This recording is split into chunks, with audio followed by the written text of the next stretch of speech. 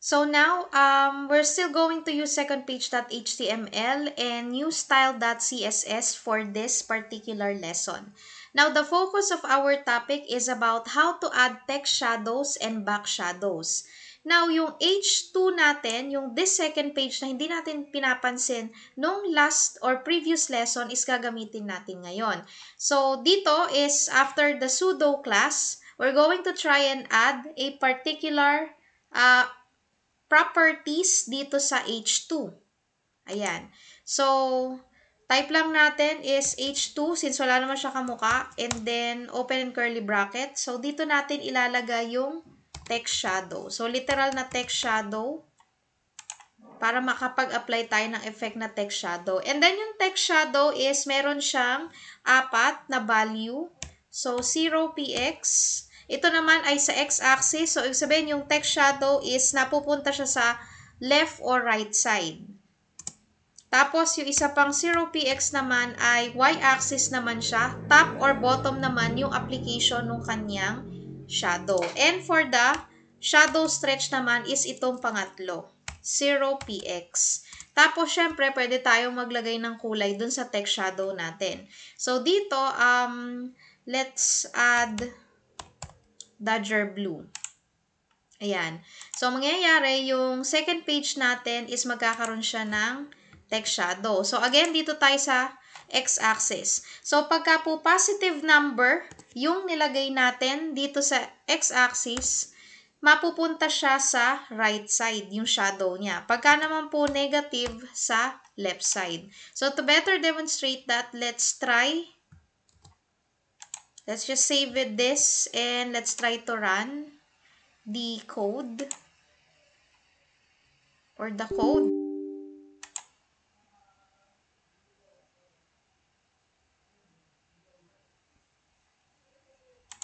Ayan.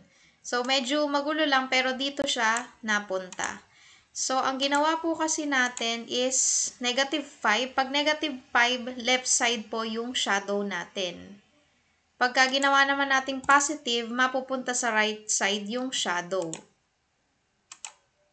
Ayan. So, medyo hindi lang siguro masyadong visible. Lagyan natin dito. Yung pangalawa again is y-axis, top or bottom siya. So, gawin natin 2.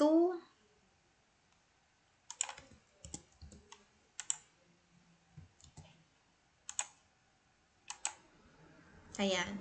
So, medyo combine na to. Dito naman po sa y-axis, pagka po positive number siya, pababa or downward. Pagka naman negative number, magiging upward or pataas yung inyong shadow. So, pwede po kasi mag-combine tayo ng dalawang shadow. So, ayan. Kita nyo, negative number siya, yung y natin, so pa-upward. Tapos, yung atin namang x-axis is positive, so right side siya. Andito siya sa right. Papunta sa right. Pag ginawa naman nating negative to, yan, magiging left side siya. Tapos, ito naman ay nakapa-upward. Huwag kakalimutang i-save. And yun lang. So, pwede nyong try ano to. Ito naman po yung stretch ng ating shadow. So, para makuha natin yung parang grainy effect to glowy. Mas mataas po yung effect, mas para siyang naka-highlight or nag-glow. Ayan, ganyan. Pagka mas mababa, so medyo, teka, di natin siya na-save.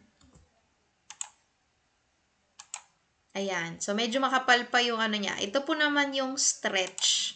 Shadow stretch. Tapos, ito yung color. Okay? Again, ito po yung x-axis ng text shadow natin. Pagka po negative, ang direction ng shadow natin is sa left side. Pagka naman po naging positive number ito or 0, right side. Pagka naman po dito sa y-axis, top to bottom naman po yung text shadow nito. Again, pwede po siya magkasama, pwede naman pong 0 lang. Okay, pagka naman po negative is upward, yung ating text shadow dito sa y-axis. Pagka naman po positive is pa-downward or pababa.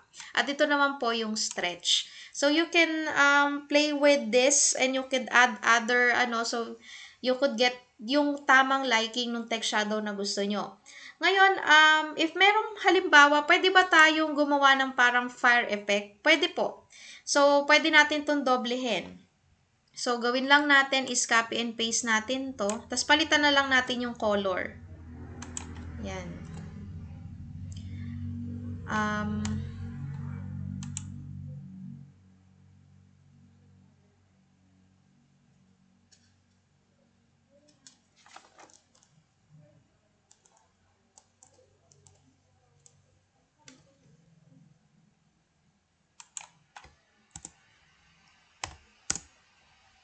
Ayan. So, palitan natin.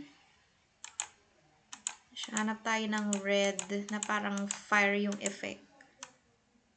Ayan. Okay.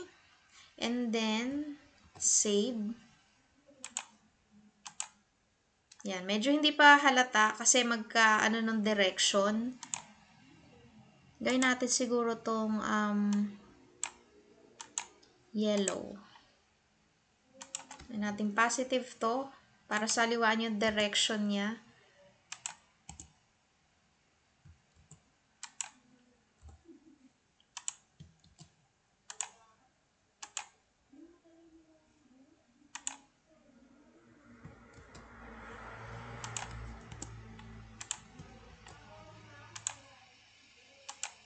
Ayan.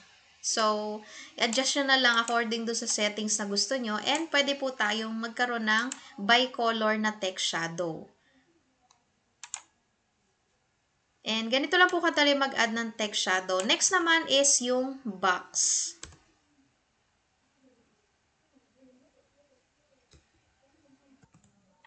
So, continuing where we left off, para din na tayo gumawa ng panibagong box is yung H1 na lang din ulit. Gagawa na lang natin siya ng box in the form of hover.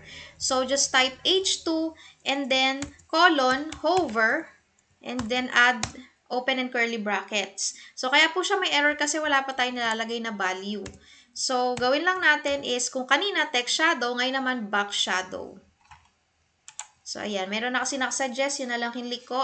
Same lang din yung value. Merong x-axis, y-axis, tsaka yung stretch. So, copy and paste lang natin to. Tapos, mag-add na lang tayo ng ibang color. Ayan. Save natin and let's see kung may changes. Ayan. So, nagkakaroon siya ng, pa-hover siya. So, pag natapat yung cursor natin, ayan, nagkakaroon siya ng effect.